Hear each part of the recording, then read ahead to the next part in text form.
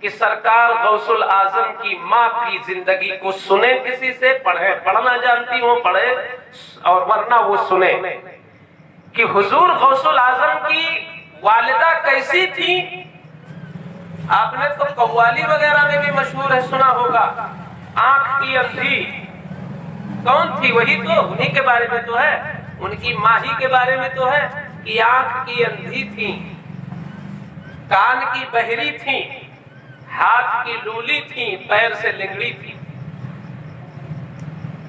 حضور غوث العظم رضی اللہ تعالی عنہ کے والد ابو صالح جنگی دوست عبداللہ سمعی جو سسر تھے، انہوں نے یہی تو شرط لگایا تھا کہ بھئی تم سیب کی معافی چاہتے ہو بغیر اجازت کے کھا لیو۔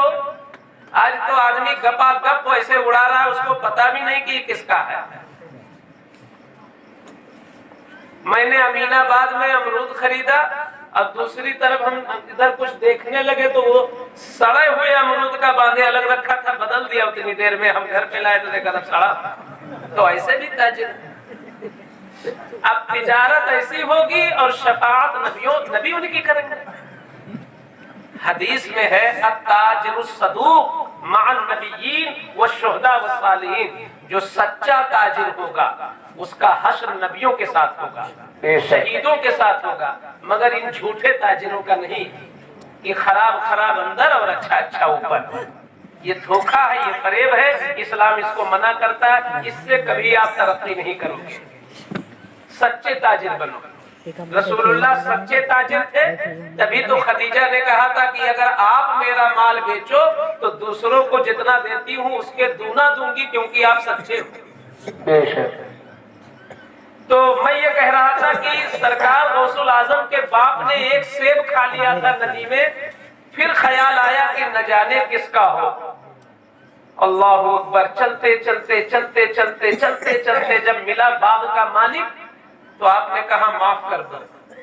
اس نے کہا معاف تو کر دوں گا، مگر شرط یہ ہے کہ میری بیٹی سے شادی کرنی پڑے گی، مگر میری بیٹی آنکھ سے اندھی ہے، آنکھ سے اندھی ہے۔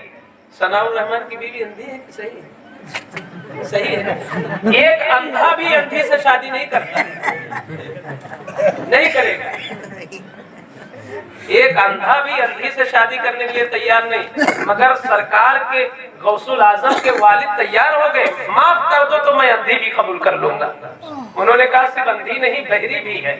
بتاؤ ایسی عورت کو صرف لٹا کے اس کو تو صرف ایڈمٹ کرنا ہے، پیر بھی نہ ہو، ہاتھ بھی نہ ہو، کان بھی نہ ہو، آنکھ بھی تو لادنا ہی تو ہے، صرف روح کا انتظار ہے کب نکلے تو چارپائی پہ لٹا کے لے جائے۔ مگر ایمان کتنا پکا تھا کہ تیار ہو گئے، ایسی ہی بوجھ بیوی ہی چاہیے مجھ کو۔ تیار، ان کو پتا نہیں تھا کہ یہ کہاں سے بول رہے ہیں، وہ تو سمجھ رہے تھے واقعی اندھی ہوگی۔ تو تیار ہو گئے، انہوں نے کہا جاؤ معاف کرتا ہوں، مگر تمہارا نکاح ہو گیا ان سے، نکاح پڑھ لو۔ نکاح پڑھ لیا، پہلی رات آئی، گئے حجرے میں، جیسے اندر قدم رکھا تو آنکھ ایسی کہ اس آنکھ کا کوئی جواب نہیں، چہرے کا کوئی جواب نہیں، ہاتھ سلامت، انگلیاں خوبصورت۔ تو فوراً قدم باہر کیا کہ میں تو کسی اور عورت کے پاس آ گیا۔ تو فوراً گئے گھبرائے گھبرائے اپنے سسر کے پاس کہ آپ نے مجھ سے گناہ کرا دیا، میں نے ایک غیر محرم کو دیکھ لیا، وہ آپ کی بیٹی نہیں ہے، آپ نے کسی اور بیٹی کے پاس مجھ کو بھیج دیا، کیا آپ کی اور بھی بیٹیاں ہیں کیا؟ آپ نے کہا تھا آنکھ سے اندھی ہوگی، وہ تو اس کی دونوں آنکھیں اچھی ہیں، وہ تو بالکل سلامت ہے، وہ تو خوبرو ہے۔ تو انہوں نے کہا بیٹا اب تم حقیقت سن لو، آنکھ سے اندھی ہونے کا یہ مطلب نہیں ہے کہ وہ واقعی اندھی ہے، آنکھ سے اندھی ہونے کا یہ مطلب ہے کہ آج تک کسی غیر محرم کو اس نے دیکھا ہی نہیں ہے۔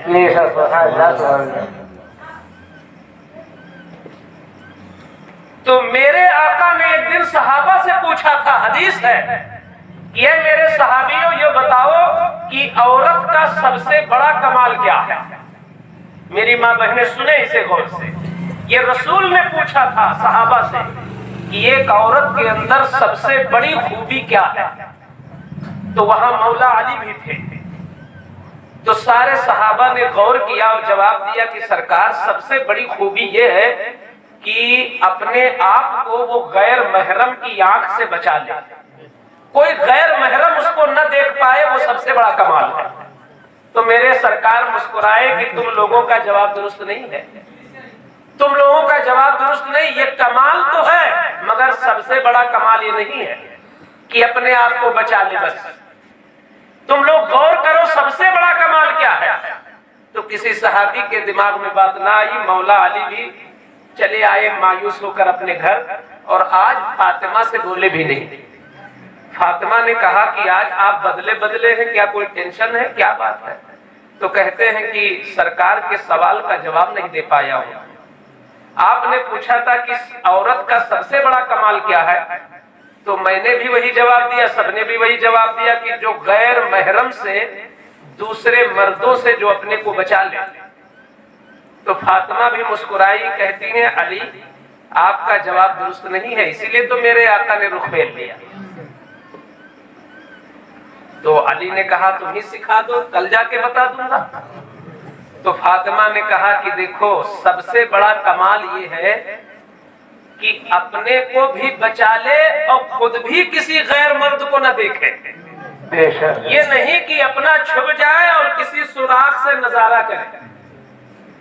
تم تو میلے میں نہیں گئی مگر اپنے چھت سے میلہ دیکھ رہی ہو، تم تو آنگن میں نہ گئی مگر آنگن میں موجود لوگوں کو دیکھ رہی ہو اوپر سے، تم باہر نہ نکلی مگر گھر کے اندر سے مہمانوں کو تم دیکھ رہی ہو، تم نے اپنے کو نہ دکھایا مگر تم نے تو دیکھ لیا۔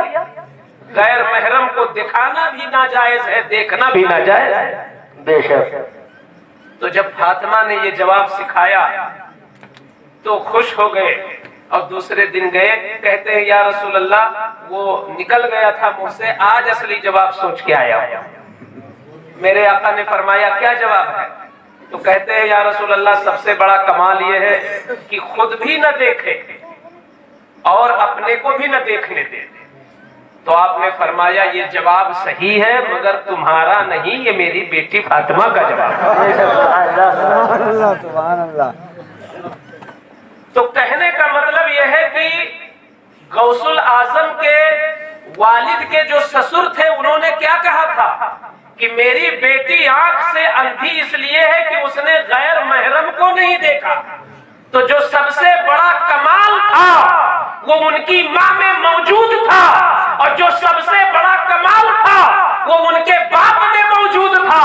آج حرام لقمے ہم کھا لیتے احساس نہیں ہوتا، مگر ایک سیب کھا لیا تو ڈھونڈتے رہے، 12 سال تک ڈھونڈتے رہے، اور اندھی لڑکی کو قبول کرنے پر راضی ہو گئے۔ تو باپ بھی باکمال تھا، ماں بھی باکمال تھی، ایسے زوجین سے جب بچہ پیدا ہوا تو غوث الاعظم بن کے پیدا۔ نعرہ تکبیر، نعرہ رسالت، مسلک اعلی حضرت عصمت غوث اعظم، نعرہ تکبیر، نعرہ رسالت، سبحان اللہ۔